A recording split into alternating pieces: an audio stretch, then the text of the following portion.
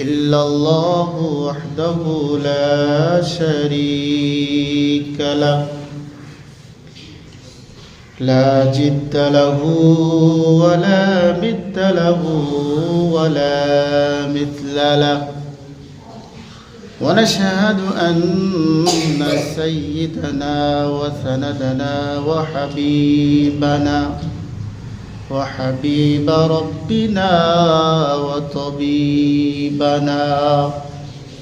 وطبيب قلوبنا ومولانا محمدا عبده ورسوله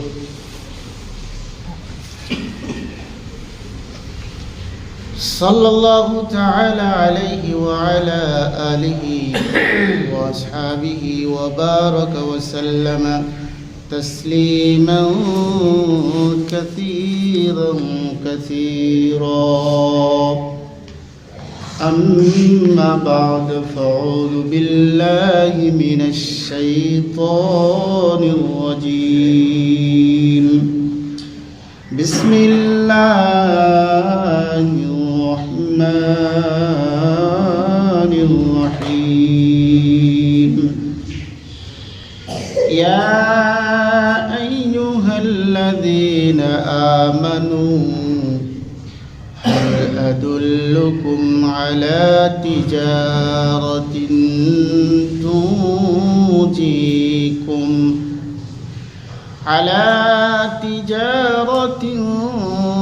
تنجيكم من عذاب أليم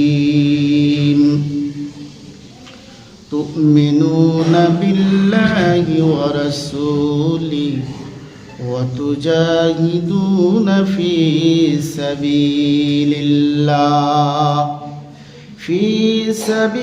الله بأموالكم وأنفسكم ذلكم خير لكم إن كنتم تعلمون صدق الله العظيم وصدق رسوله النبي الكريم ونحن على ذلك لمن الشاهدين والشاكرين والحمد لله رب العالمين আল্লাহ পাক রব্বুল আলামিনের করুণা ও ইহসান এবং দয়া যিনি আমাদেরকে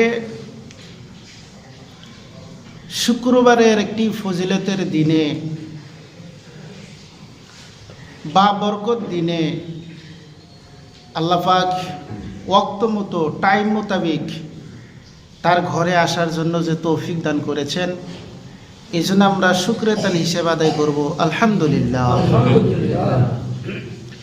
মহতরম দোস্ত বুজুর্গ, তারপরে জনাবে রাসূল আকরাম সাল্লাল্লাহু আলাইহি ওয়াসাল্লামের প্রতি লাখো লাখো বার দরুদ ও সালাম। যে নবীর বা বরকতে, যে নবীর উসিলায় আল্লাহ পাক রব্বুল আলামিন সারা কায়নাতকে সৃষ্টি করেছেন, আমি আপনাকে আল্লাহ পাক দুনিয়াতে পাঠিয়েছেন, ওই নবীর প্রতি আমরা দরুদ ও সালাম পেশ করি সাল্লাল্লাহু আলাইহি ওয়াসাল্লাম। সম্মানিত বুজুর্গানে দিন, মাইমুদ্দিনের সমাজ, আমি আপনাদের সম্মুখে একটি আয়াতে কারিমা, যে আয়াতে কারিমা আপনাদের সম্মুখে আমি রেখেছি, আমি এই আয়াতের উপরেই কিছুটা কথা রেখে আমি ইনশাআল্লাহ ক্ষান্ত করব। যেহেতু শুক্রবার, আজকে জুমার দিন, অতটুকু লম্বা কথা রাখারও সময় নেই, তো এর মধ্য দিয়েই যতটুকু কথা বলার জন্য চেষ্টা করব এবং বলবো। সবাই দোয়া করবেন যাতে আল্লাহ পাক রব্বুল আলামিন সঠিক কথাগুলোকে আপনাদের সম্মুখে রাখার জন্য তৌফিক দান করুন, আমিন। আল্লাহ পাক রব্বুল আলামিন 28 নম্বর পারার মধ্যে উল্লেখ করেছেন, ইয়া আইয়ুহাল্লাযীনা আমানু, ও আমার ইমানদারেরা। মুসলমানকে ডাকতে বলছেন, ইমানদারকে ডাকতে বলছেন, হে আমার বিশ্বাসীরা শোনো, যারা ঈমান এনেছো। হাল আদুল্লুকুম আলা তিজারাতিন আমি কি তোমাদেরকে এমন একটি তিজারাত শিক্ষা দিব তুনজিকুম মিন আযাবিন আলীম, যেটা তোমাদেরকে দারাতনাক আযাবের থেকে আমি আল্লাহ তোমাদেরকে বাঁচাইয়া দিব। এরপরে বলছেন তুমিনুনা বিল্লাহি ওয়া রাসূলি, যারা ঈমান এনেছো আমি আল্লাহ এবং রাসূলের উপরে, তোমরা ঈমান আনো, যারা ঈমানদার তাদেরকে আল্লাহ পাক রব্বুল আলামিন বলছেন। তাহলে এই আয়াতের দ্বারা এটা প্রকাশ্য করতে চাচ্ছেন যে তিজারত করাটা আল্লাহ পাক রব্বুল আলামিন আমাদেরকে শিক্ষা দিতে চান। তোমরা তিজারত যে করবা, বিজনেস যে করবা, এই বিজনেসটাও আমি তোমাদেরকে শিখাইয়া দেই, তোমরা কিভাবে বিজনেস করবা, তার নিয়ম নীতি। অবশ্যই বিজনেস করতে গেলে পরে কিছুগুলা নিয়ম নীতি থাকে, থাকে না গো? থাকে। আল্লাহ পাক রব্বুল আলামিন শিখাইয়া দিচ্ছেন তোমরা বিজনেস কিভাবে করবা, সেটা আমি তোমাদেরকে শিখাইয়া দিচ্ছি যদি তোমরা ঈমানদার। তারপরে কি বলছেন? ওয়া তুজাহিদুনা ফি সাবিলিল্লাহ, তোমরা আমার রাস্তায় কি করো? জিহাদ করো। এই জিহাদের অর্থ এখানে আমরা হয়তো অনেক মানুষই নেই যে দাও কুড়াল নিয়ে বন্দুক টন্দুক নিয়ে হাতের বাতের নিয়ে মানুষের হাতে যায় কাটাকাটি করলাম আর এটা ফিনি জিহাদ হইল না, তা না। জিহাদের অর্থ হইল অন্য একটি কিতাবের ভিতরে বর্ণিত রয়েছে, জুমার নামাজের জন্য যারা সকল কাজকে ত্যাগ করে, কেউ বিজনেসের মধ্যে আসিল, কেউ খেতে কামে আসিল, কেউ অন্য অন্য কামের মধ্যে আসিল, এই সমস্ত কামগুলাকে ত্যাগ করে দিয়া যখন জুমার নামাজের জন্য তৈয়ার হয়ে যখন বাড়ির থেকে বাইরে হয়ে যায় 2 রাকাত ফরজ আদায় করার জন্য মসজিদ ঘরে, এটাই একটা জিহাদ। সুবহানাল্লাহ।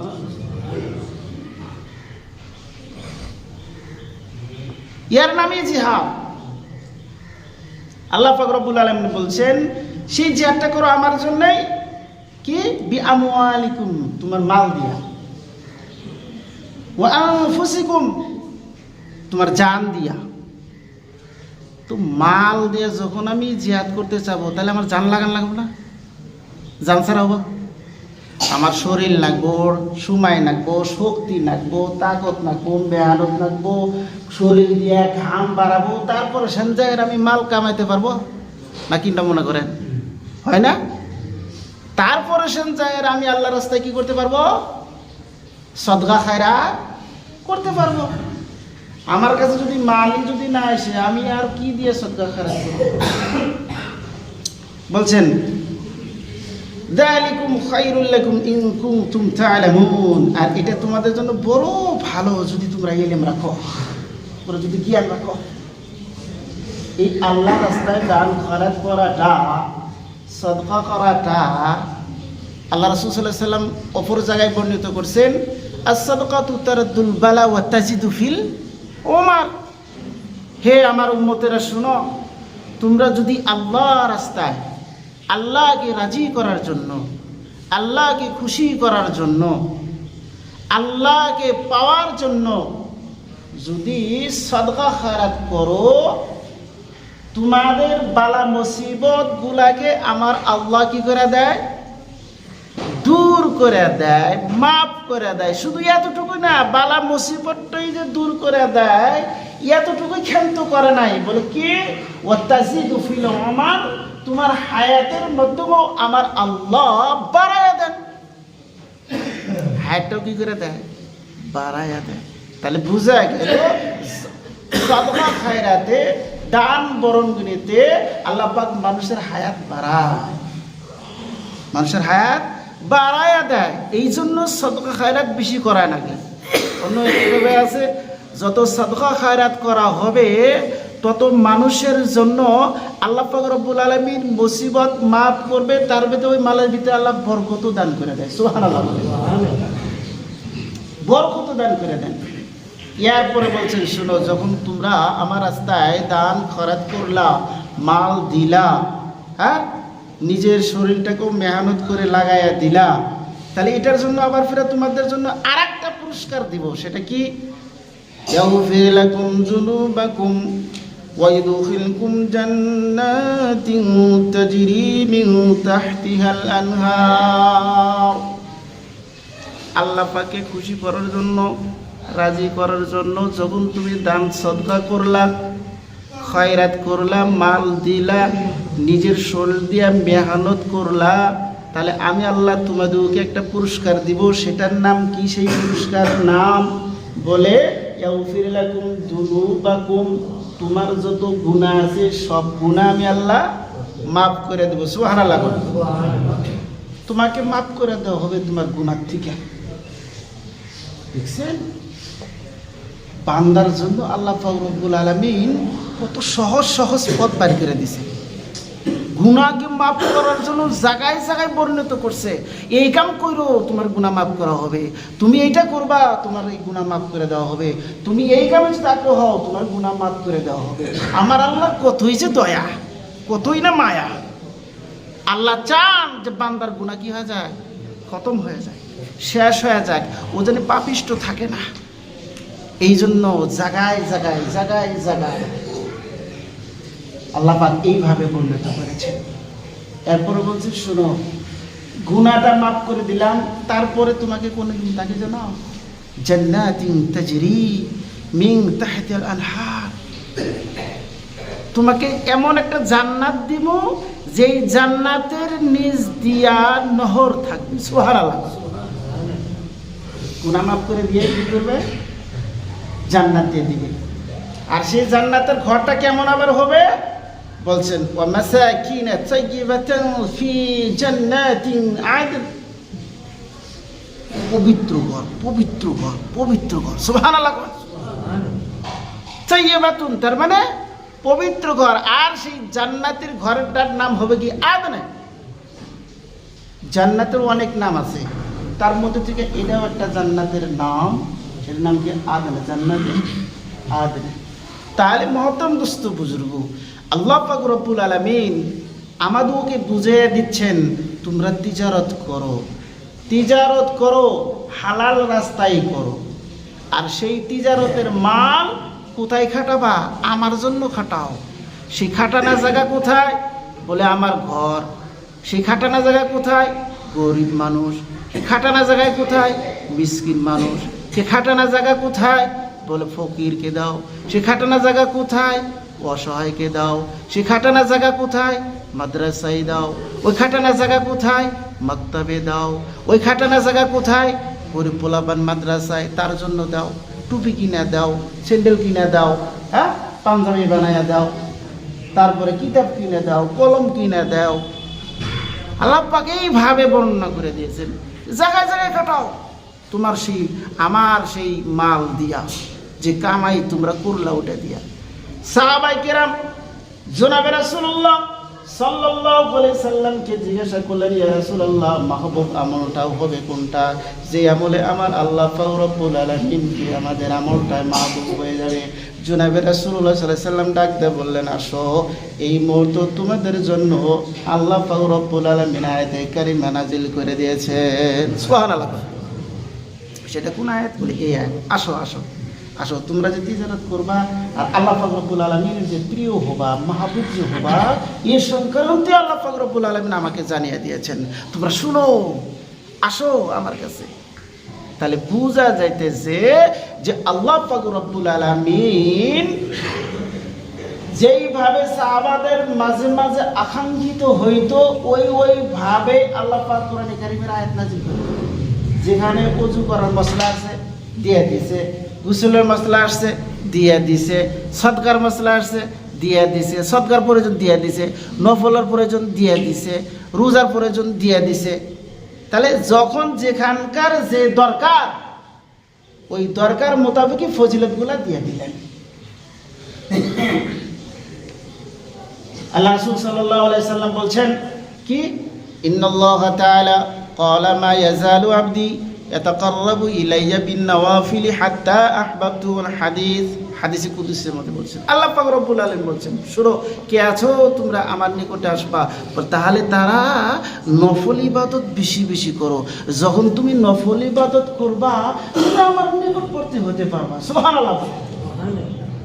নফল ইবাদত কি? সাদকা করা নফল ইবাদত, আল্লাহ আল্লাহ জিকির করা নফল ইবাদত, লা ইলাহা ইল্লাল্লাহ লা ইলাহা ইল্লাল্লাহ জিকির করা নফল ইবাদত, হ্যাঁ, এরকমভাবে বহুত আছে যেটা নাকি অগুণান ইবাদতের লাইন খোলা আছে। আজ দেখা যাচ্ছে যে আল্লাহ পাক রব্বুল আলামিন আমাদেরকে অনেক মানুষের মাল দিয়েছেন, অনেক মানুষকে আল্লাহ পাক ধন দিয়েছেন, কিন্তু মন দেয় নাই। মনটা একেবারে ছোট। হালাকি আল্লাহ পাক রব্বুল আলামিন বলে তুমি এক দিবে আমি 10 দিব। সুবহানাল্লাহ বলেন। কি কয়? তুমি এক দিবে মাত্র, এক দিলে পরে আমি 10 দিয়ে দেই। কিন্তু আমরা তো ওই জায়গায় করি, কৃপণতা করি।